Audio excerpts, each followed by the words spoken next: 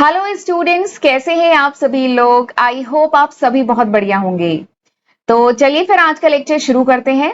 आज इस लेक्चर में हम डिस्कस करने वाले हैं डिफरेंट स्टेट्स के जो account officer, audit inspector, accountant या जो ईपीएफओ की वैकेंसी आई हुई है, जो कॉम्पिटिटिव एग्जाम हुए हैं, उनके प्रीवियस ईयर के जो क्वेश्चन पेपर है वो इस सीरीज में हम लोग डिटेल में डिस्कस कर रहे हैं। एंड इस सीरीज में आज मेरा 19th लेक्चर वीडियो है।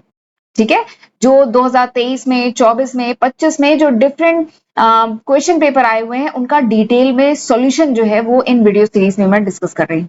ओके, अगर आप इन एग्जाम की तैयारी कर रहे हैं तो ये जो सीरीज है ये आपके लिए काफी हेल्पफुल रहेगी, तो जरूर इसको एंड तक देखिएगा। राइट, तो चलिए फिर स्टार्ट करते हैं आज का लेक्चर। देखते हैं आज का पहला क्वेश्चन। तो पहला क्वेश्चन आपकी स्क्रीन पे है। पहला क्वेश्चन क्या है कि according to Indian accounting standard 7 on statement of cash flow, which of the following transaction of a real estate company is consider as a cash flow from financing activity. ठीक है, चार option दिए गए हैं। Payment of income tax, bonus share issue, purchase of debenture of other company and payment of dividend. ठीक है, तो this is the question. Question कहां से है, किस टॉपिक से बताइए। क्वेश्चन है टॉपिक अकाउंटिंग स्टैंडर्ड। मैंने डिटेल में अकाउंटिंग स्टैंडर्ड अपने चैनल पे पढ़ाया है। अगर आपको सर्च करना है आप डालिएगा accounting standard accounting master class. मेरे चैनल का नाम है अकाउंटिंग मास्टर क्लास। तो आप डालिएगा तो आपको मिलेगा अकाउंटिंग स्टैंडर्ड पे एक सेपरेट वीडियो जिसमें डिटेल में मैंने अकाउंटिंग स्टैंडर्ड पढ़ाए हैं। तो जो अकाउंटिंग स्टैंडर्ड है, Indian accounting standard 7 is all about cash flow statement. जो इंडियन अकाउंटिंग स्टैंडर्ड 7 है इसमें कैश फ्लो स्टेटमेंट के बारे में डिटेल में बताया गया है। वैसे आपने कैश फ्लो स्टेटमेंट कहां पर पढ़ा है बताइए। क्लास 12 में। क्लास 12 सीबीएसई की अगर बात करें, सीबीएसई के क्लास 12 में कैश फ्लो स्टेटमेंट है। तो वहां बताया गया है कि कैश फ्लो स्टेटमेंट क्या होता है। बताया गया है ना कैश फ्लो स्टेटमेंट क्या होता है। देखिए नाम से ही समझ में आ रहा है, कैश फ्लो स्टेटमेंट यानी वो statement which shows the flow of cash in an organization in a particular period। यानी एक पर्टिकुलर पीरियड में जो भी कैश का फ्लो हुआ है, जितना कैश का इनफ्लो हुआ है, जितना कैश का आउटफ्लो हुआ है, वो स्टेटमेंट जो कैश का इनफ्लो एंड आउटफ्लो को शो करे, कैश एंड कैश इक्विवेलेंट दोनों का इनफ्लो एंड आउटफ्लो को शो करे एक पर्टिकुलर अकाउंटिंग पीरियड में, तो उसको कहा जाता है कैश फ्लो स्टेटमेंट। ठीक है, इससे बेसिकली आइडिया लगता है कि हाउ कैश वॉज जनरेटेड, यानी कैश कैसे जनरेट हो रहा है, यानी what are the sources of cash, कहां से कैश आ रहा है, कहां पे यूज हो रहा है, उसके बारे में आइडिया लगता है। तो this is cash flow statement. ठीक है, थोड़ा सा मैं आपको कैश फ्लो स्टेटमेंट के भी बारे में बता दे रही हूँ क्योंकि तभी हमें समझ में आएगा कि ये फाइनेंसिंग एक्टिविटी, यहाँ पे एक वर्ड यूज हुआ है। क्वेश्चन क्या कह रहा है, क्वेश्चन कह रहा है कि कैश फ्लो स्टेटमेंट जो इंडियन अकाउंटिंग स्टैंडर्ड 7 के अकॉर्डिंग है, आपको बताना है इन चारों में से कौन सा ट्रांजेक्शन है। ठीक है, कौन सा इन चारों में ट्रांजेक्शन है जो फाइनेंसिंग एक्टिविटी के कारण है। तो जब तक हमें कैश फ्लो पता नहीं होगा, कैश फ्लो में तीन टाइप की एक्टिविटी, कैश फ्लो में जो ट्रांजेक्शन रिकॉर्ड किए जाते हैं वो तीन टाइप की एक्टिविटी के कारण ट्रांजेक्शन रिकॉर्ड किए जाते हैं। तो वो एक्टिविटी कौन सी है, क्योंकि उसी में से एक एक्टिविटी है फाइनेंसिंग एक्टिविटी। ठीक है, तो इसीलिए पहले मैं आपको थोड़ा सा कैश फ्लो का इंट्रोडक्शन दे रही हूँ। तो कैश फ्लो स्टेटमेंट समझ में आ गया। अब कैश फ्लो स्टेटमेंट मैंने डिटेल में पढ़ाया है। अच्छा, कैश फ्लो स्टेटमेंट पे भी मेरा वीडियो है, आप रेफर कर सकते हैं, डिटेल में मैंने पढ़ाया है।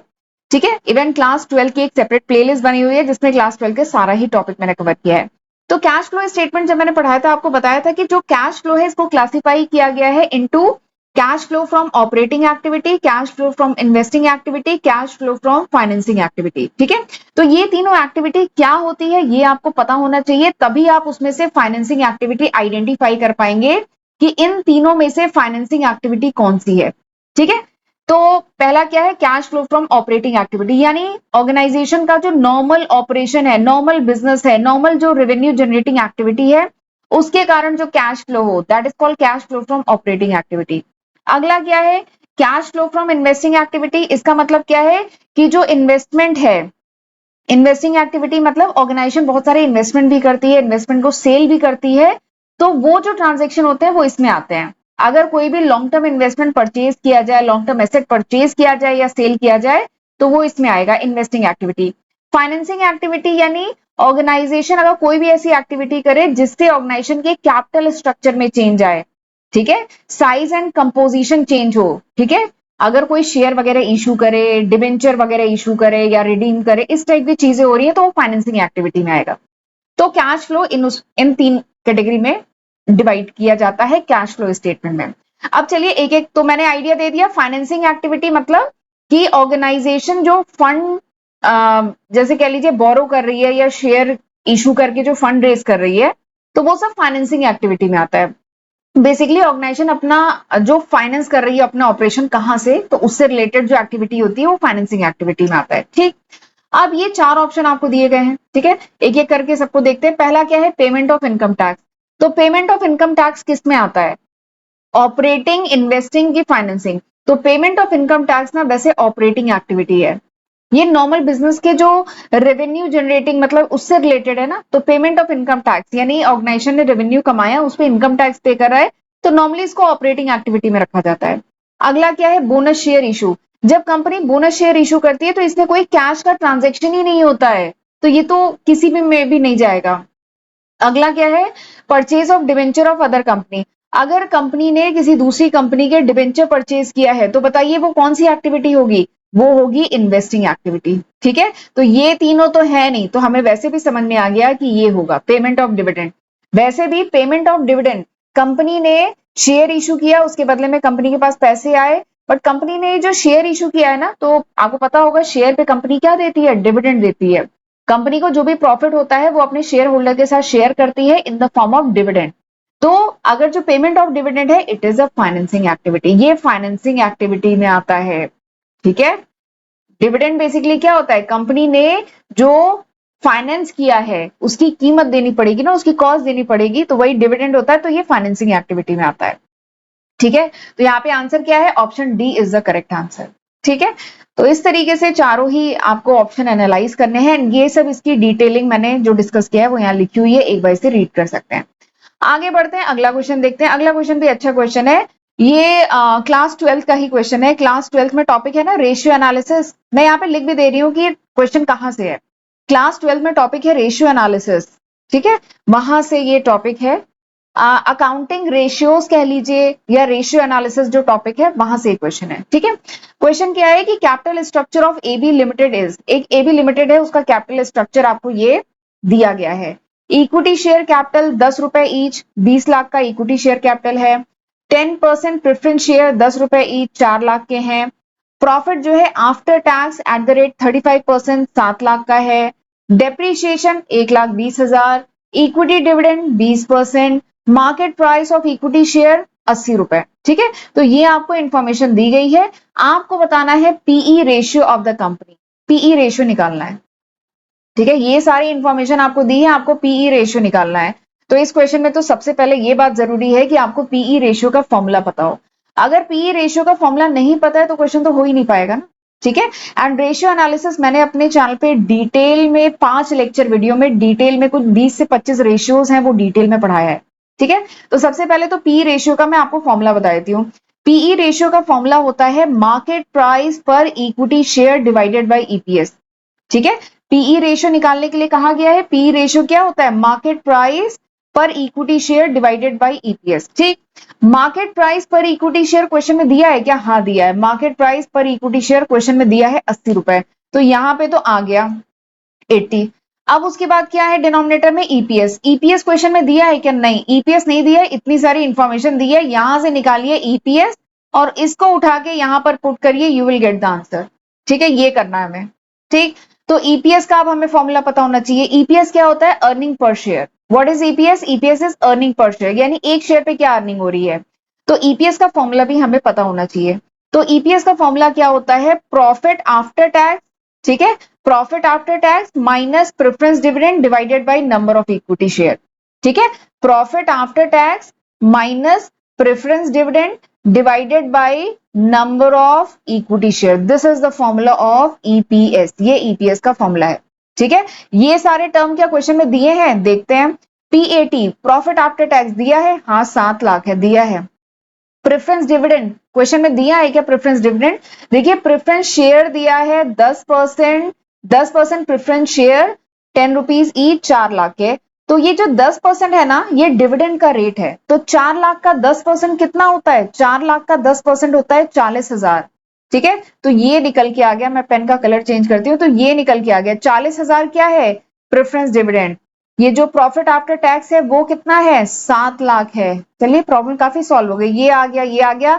नंबर ऑफ इक्विटी शेयर बताइए कितने हैं, तो देखिए इक्विटी शेयर कैपिटल कितना है 20 लाख का, एक शेयर की प्राइस क्या है 10 रुपए, तो जरा 20 लाख को 10 रुपए से डिवाइड करिए, कितना आएगा 2 लाख। तो नंबर ऑफ इक्विटी शेयर कितने आ गए 2 लाख आ गए। ठीक है, सारे फिगर पता चल गए। हमें नंबर ऑफ इक्विटी शेयर पता है, पीएटी पता है, पीडी पता है, इसको पुट करिए, ईपीएस निकालिए, ईपीएस को उठा के यहाँ पे पुट करिए, आ जाएगा पीई रेशियो। ठीक है, तो ये तरीका फॉलो होगा। समझ में आ गया? तो यानी इस क्वेश्चन को करने के लिए आपको ये दो फॉर्मूले तो पता होना चाहिए, तभी सवाल होगा, वरना नहीं हो पाएगा। ठीक, और मैंने आपके लिए यहाँ पे क्वेश्चन सॉल्व किया हुआ है। देखिए सबसे पहले नंबर ऑफ इक्विटी शेयर निकालेंगे, तो इक्विटी शेयर कैपिटल कितना है 20 लाख, फेस वैल्यू शेयर की क्या है 10 रुपए, तो नंबर ऑफ इक्विटी शेयर निकालना है तो 20 लाख डिवाइड बाय 10 रुपए यानी 2 लाख शेयर। फिर उसके बाद प्रेफरेंस डिविडेंड निकालना है। ठीक है, 4 लाख के प्रेफरेंस कैपिटल है, डिविडेंड का रेट कितना है 10%, तो 4 लाख का 10% कितना होता है 40,000। फिर उसके बाद हमें क्या निकालना है, हमें निकालना है ये क्या बोलते हैं ईपीएस। पहले हम ईपीएस निकालेंगे ना, तो ईपीएस क्या है प्रॉफिट आफ्टर टैक्स, तो प्रॉफिट आफ्टर टैक्स कितना आया है बताइए, क्वेश्चन में दिया गया है डायरेक्टली। प्रॉफिट आफ्टर टैक्स कितना है 7 लाख, प्रेफरेंस डिविडेंड कितना है 40,000, नंबर ऑफ इक्विटी शेयर कितने हैं 20 लाख था, तो ये हो गया 2 लाख। ठीक है, वो पुट करिए। 7 लाख में से 40,000 माइनस करेंगे कितना आएगा 6,60,000, डिनोमिनेटर में कितना आएगा 2 लाख, इसको आप कैलकुलेट करेंगे ईपीएस निकल आएगा 3.3। ठीक, अब पी रेशियो कैलकुलेट करना है, तो पी रेशियो क्या होता है मार्केट प्राइस पर share divide by EPS. Market price पर शेयर कितना है 80 रुपए, ईपीएस कितना है 3.3, दोनों को डिवाइड करेंगे कितना आएगा 24.24। ठीक है, इतना टाइम्स, तो निकल के आ गया पीई रेशियो। ठीक, अब जरा ऑप्शन देख लेते हैं क्या क्या है। ऑप्शन तो देखिए ये दिए हैं। ठीक है, तो बेसिकली क्या है यहाँ पे आंसर होगा ऑप्शन सी, इसको राउंड ऑफ कर देंगे 24 टाइम्स। ठीक है, तो ये इस तरीके से निकलेगा। ठीक, तो ये क्वेश्चन काफी अच्छा है। अब एक चीज और है, इसमें कंफ्यूज करने के लिए कुछ एडिशनल इंफॉर्मेशन भी दी हुई है। बताइए इक्विटी डिविडेंड की कहीं जरूरत है नहीं है, डेप्रिसिएशन की जरूरत थी नहीं थी, लेकिन ये सब इंफॉर्मेशन दी थी just for creating some confusion. Confusion create करने के लिए इतनी सारी इंफॉर्मेशन दी गई थी। इसमें से एक सेकेंड, इसमें से इक्विटी डिविडेंड की कोई जरूरत नहीं है, डेप्रिसिएशन की कोई जरूरत नहीं है। ठीक है, चलिए क्वेश्चन समझ में आया, अच्छा क्वेश्चन था ये। अगला क्वेश्चन देखते हैं। अगला क्वेश्चन भी रेशियो एनालिसिस या कह लीजिए अकाउंटिंग रेशियो जो टॉपिक है क्लास 12 का, वहां से ये क्वेश्चन है। ठीक है, आपको ये टॉपिक मेरे चैनल पे सर्च करना है, तो हेडिंग डालिएगा ratio analysis accounting master class. कोई भी टॉपिक सर्च करना हो मेरे चैनल का, तो ratio analysis accounting master class ऐसे करके करेंगे तो आ जाएंगे वीडियो। 5-6 लेक्चर वीडियो में मैंने डिटेल में पढ़ाया है। ठीक है, क्योंकि इसमें बहुत सारे रेशियोज पढ़ने हैं।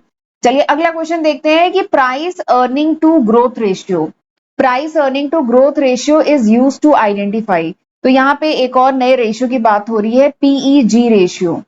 पीईजी रेशियो क्या होता है, price earning to growth ratio जो होता है, इसका यूज किया जाता है टू आइडेंटिफाई। 4 ऑप्शन दिए गए हैं, profitability of the company, high growth company, over valued under valued share, या insolvent and high risk company. तो ये जो पीईजी रेशियो है इसका क्या यूज है, ये बेसिकली इस क्वेश्चन में पूछा गया है। ठीक है, तो भले इस क्वेश्चन के लिए आपको फॉर्मूला पता हो चाहे ना पता हो, आपको इस रेशियो का यूज पता होना चाहिए। ठीक है, हर रेशियो का कुछ पर्पस होता है, कुछ यूज होता है, उस रेशियो की वैल्यू से आपको जज कर सकते हैं, तो वो हमें पता होना चाहिए इस क्वेश्चन को करने के लिए। तो थोड़ा सा मैं इस रेशियो के बारे में पहले बता देती हूँ। ये जो पीईजी रेशियो है, price earning to growth ratio, ये बेसिकली क्या है वैल्यूएशन मैट्रिक्स है। ठीक है, ये इससे हम क्या करते हैं, देखिए इसका फॉर्मूला क्या है, इससे हम कंपेयर करते हैं किसको, नाम क्या है पीईजी रेशियो, तो price earning divided by earning growth rate. PEG ratio क्या है, PEG ratio price earning ratio divided by earning growth rate. ठीक है, ये है पीईजी रेशियो।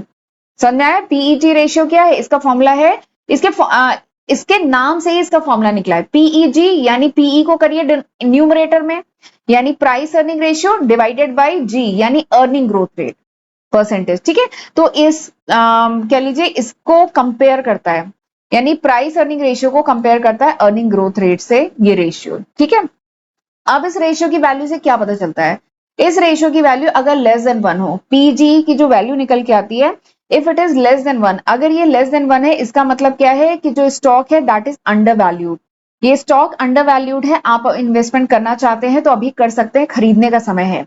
अगर पीईजी 1 के बराबर है यानी स्टॉक जो है फेयरली वैल्यूड है, ठीक है, एंड पीईजी ग्रेटर देन 1 है, इसका मतलब क्या है, स्टॉक ओवर वैल्यूड है, यानी 10 रुपए का शेयर है, ओवर वैल्यू चल रहा है, 14 रुपए में बिक रहा है, लेकिन इसका वैल्यूएशन होना चाहिए था 10 रुपए, तो ओवर वैल्यू चल रहा है, यानी अभी खरीदने का समय नहीं, अभी बेचने का समय है, ठीक है। तो ये बेसिकली पीईजी से पता चलता है, पीईजी रेशियो से। लेस देन 1 तो under valued, greater than 1 over valued. तो आपको समझ में आ गया होगा what is the significance of this ratio. तो PEG ratio is used to identify, पहचानना अगर हो आपको कि शेयर ओवर वैल्यूड है कि under valued, then this ratio is used, ठीक है।